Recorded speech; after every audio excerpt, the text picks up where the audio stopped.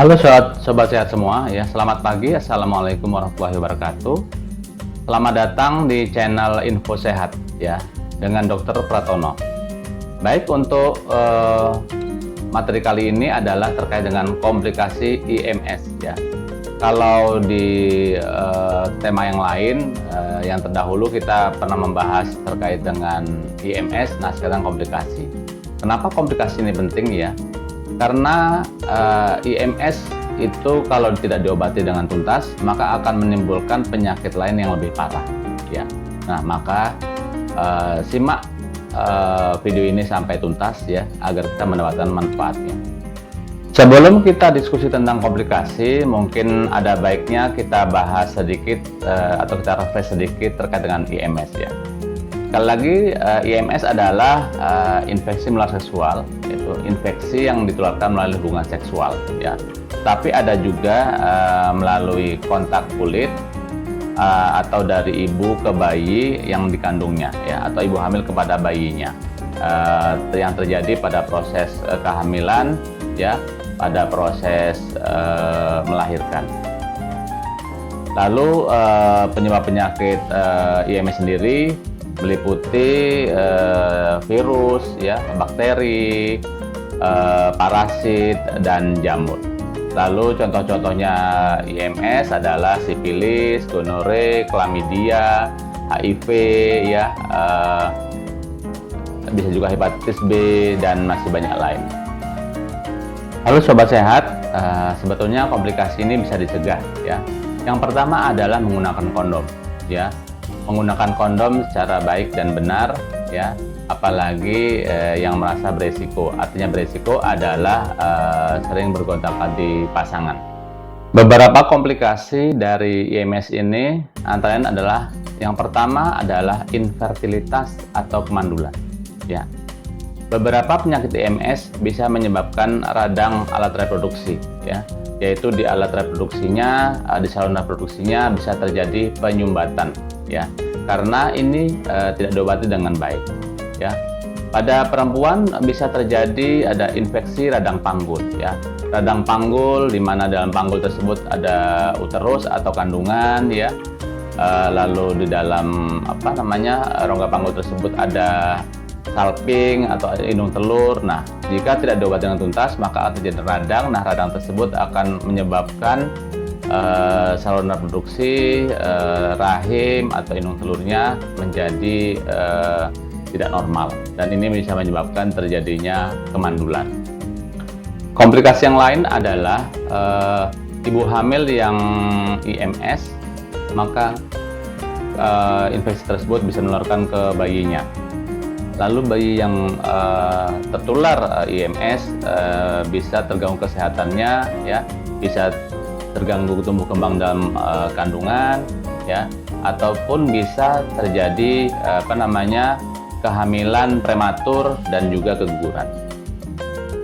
Komplikasi IMS yang lain adalah bila IMS tersebut adalah HIV ya, maka akan terjadi penyakit HIV yang berlanjut ke AIDS ya, apabila tidak diobati sesegera mungkin ya. Nah, ini akan kita bahas di video lain. Lalu komplikasi yang penting lainnya adalah terkait dengan neonatus ya, atau bayi dalam kandungan yang tertular dari ibunya. Nah, ini bisa kita lihat di di gambar-gambar berikut ya. Contohnya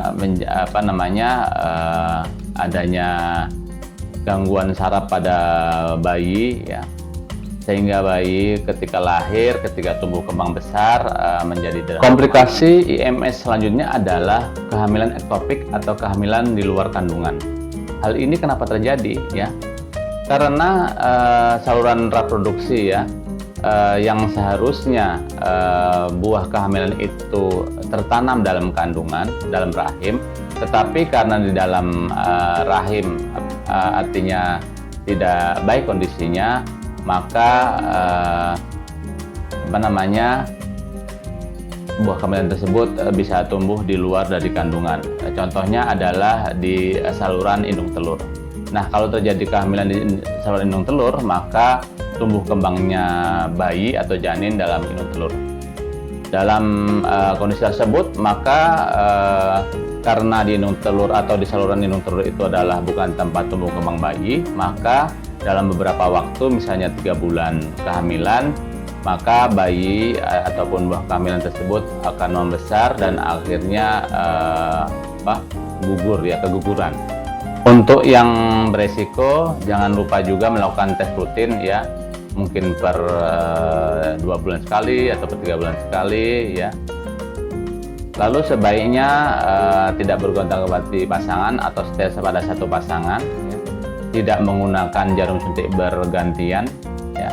Untuk ibu yang hamil yang menderita IMS, segera periksakan ke dokter ya, agar mendapatkan pengobatan pada ibunya sehingga anaknya dapat dicegah terjadi penularan. Nah, sobat sehat yang baik, terkait dengan IMS ini ya, agar kita mencegah terjadi komplikasi, maka segera berobat ya. Jika ada keluhan-keluhan terkait dengan saluran reproduksi ya atau saluran kencing, segera periksakan ke dokter ya. Bisa ditanyakan lalu apa obatnya. Jangan sekali-kali mengobati diri sendiri ya, karena pengobatan yang tidak tepat, pengobatan yang tidak dipandu atau ditangani oleh dokter, bisa terjadi kesalahan, dan kalau kesalahan terjadi maka tidak sembuh, lalu terjadi komplikasi ya. Untuk pencegahan dari IMS ini adalah yang pertama adalah untuk Anda semua yang mungkin beresiko ya, arti beresiko adalah banyak pasangan ya, maka cegahlah dengan menggunakan kondom. Lalu yang kedua adalah setia pada pasangan.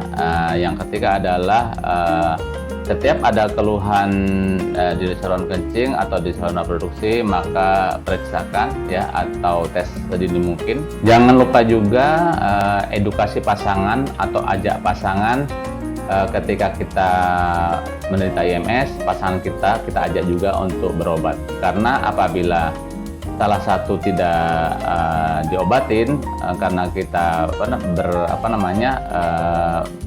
berpasangan, sehingga bisa menyebabkan pasangan kita bisa tertular. Nah, demikian sobat sehat semua, informasi terkait dengan komplikasi penyakit IMS ya. Perhatikan pengobatan dengan benar, pahami ilmu ini, lalu bagikan dengan teman-teman kita, lalu dengan keluarga kita ya. Semoga kita semua sehat selalu. Assalamualaikum warahmatullahi wabarakatuh. Salam sehat.